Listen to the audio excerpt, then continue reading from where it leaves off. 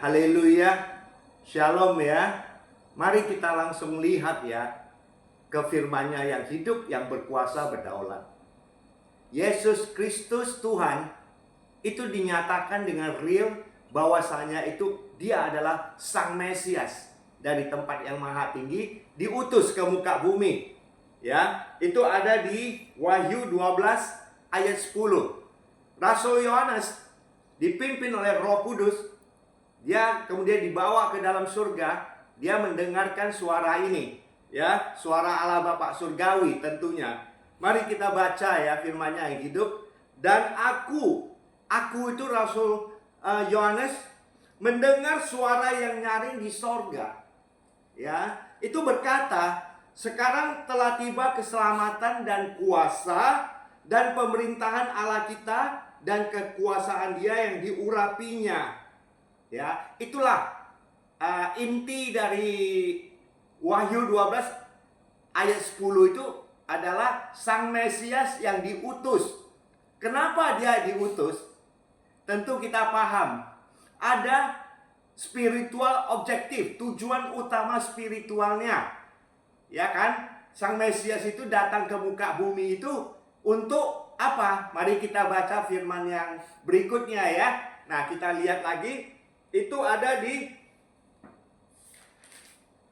apa? Di Wahyu 21 ayat 27b. Kenapa? Intinya adalah bahwasanya kita orang yang beriman kepada Yesus Kristus Tuhan mempunyai pengharapan agar nama kita, ya, nama kita itu tercantum di dalam kitab kehidupan anak domba Allah. Jadi kita udah yakin dengan iman kalau di muka bumi ini kita itu beriman kepada Yesus Kristus Tuhan, nanti di dalam surga kita punya nama tercatat di dalam kitab kehidupan anak domba Allah. Dan kita bisa hidup di mana bersama Tuhan Yesus? Hidup di New Jerusalem. Yerusalem baru, teman-teman. Ya, ada amin ya. Haleluya.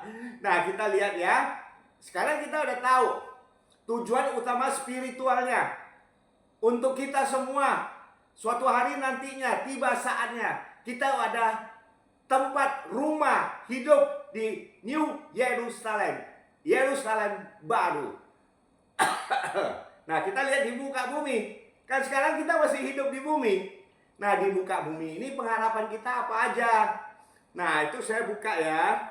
Itu ada di firman Allah yang hidup itu ada di posisi disebutkan Efesus 5 ayat 8 dan 9. Ini Opa bacain ya.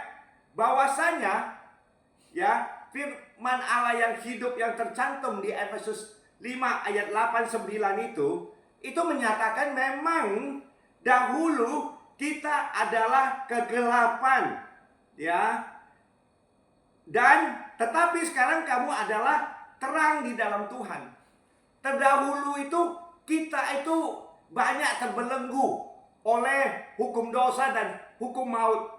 Tapi dengan Sang Mesias datang ke muka bumi, bagi orang yang beriman kepadanya, itu akan diubah secara total oleh kuasa ilahi Roh Kudusnya, merubah kita menjadi anak-anak terang. Nah, itu ada di Efesus 5 ayat 8 dan ayat 9-nya mengatakan demikian. Bahwasanya ayat 9 ya, karena terang hanya berbuah kebaikan dan keadilan dan kebenaran.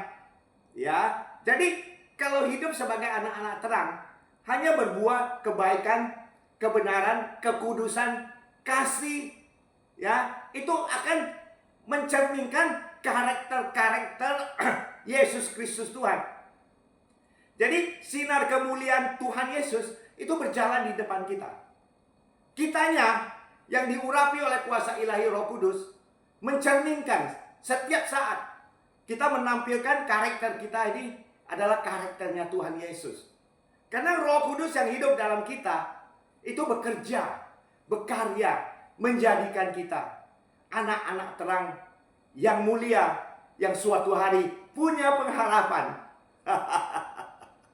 Itu pengertian, itu doa Opa untuk kita semua. Ya, nah kita baca lagi.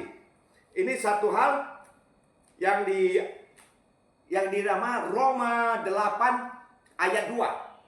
Kita lihat bahwasanya di Roma 8 ayat 2 dia mengatakan begini, Roh Kudus yang memberi hidup telah memerdekakan kamu dari hukum dosa dan hukum maut. Jadi Roh Kudus, Tuhan Yesus sebagai Mesias, dia bekerja. Roh Kudusnya Allah Bapa membantu Tuhan Yesus punya karya. Dan Roh Kudus yang hidup di dalam kita ini, itu tercerminkan bahwasanya kita sekarang hidup di dalam kasih karunia Kristus Yesus Tuhan. Bukan hidup di dalam hukum dosa dan hukum maut. Dengan mencerminkan karakteristik Tuhan Yesus, kita adalah anak-anak yang merdeka, yang sudah diselamatkan terhadap belenggu hukum maut dan hukum dosa. Itu sudah dihabiskan dan disingkirkan.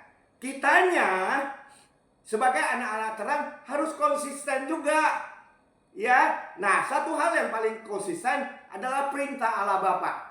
Dia perintahkan kita di 2 Korintus 6 ayat 18. Touch no unclean thing. Jangan sentuh hal-hal yang najis.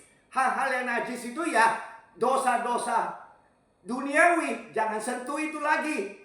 Karena kita diurapi, sudah dipimpin, sudah dikontrol oleh Roh Kudus. Makanya kita menjadi anak-anak terang yang berkenan kepadanya. Amin and amin ya. Nah contohnya, ya, saya mengalami banyak peristiwa ya. Satu demi satu itu gak bisa diceritakan. Kesaksian aku adalah kemarin bahwasanya saya punya istri saat itu ya mengalami banyak persoalan. Kemudian kami berdoa, kami turun tangan, ajak saudara seiman kami berdoa. Akhirnya istri saya sembuh. Dengan iman, kita hidup ini dengan iman. Bukan dengan apa yang kita lihat. Itu gak penting lagi. Karena iman, Tuhan Yesus menilai hati manusia, hati orang-orang yang percaya, itu dengan iman. Ya, nah pengertiannya adalah seperti demikian.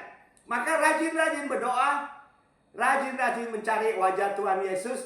Kemudian suatu hari pengharapan spiritualnya, New Jerusalem, pengharapan di bumi. Kita hidup merdeka, hidup dipimpin Roh Kudus, dan hidup di bawah Roma 8 ayat 2 dan Roma 8 ayat 28. Ya, bahwa Roh Allah atau Allah Bapa Surgawi bekerja di dalam sesuatu hal untuk mendatangkan kebaikan-kebaikan bagi orang yang mengasihinya sesuai rencananya. Haleluya ya. Cukup ya, saudaraku seiman yang aku kasihi dalam nama Yesus. God blessing you all. Haleluya. Have a nice day. Amin and amin.